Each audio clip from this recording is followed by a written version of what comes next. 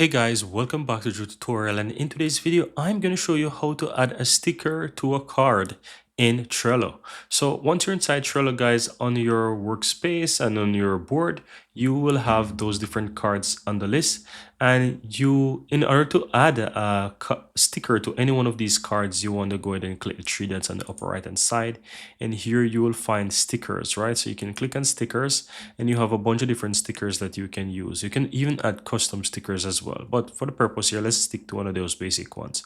So let's say I want to go ahead and add, for example, the clock here on one of those, right? I can simply grab this clock and I can drag it and I can put it, for example, on the Trello. As you can see here, it now shows that it will clip. So if I let go, it's going to add there.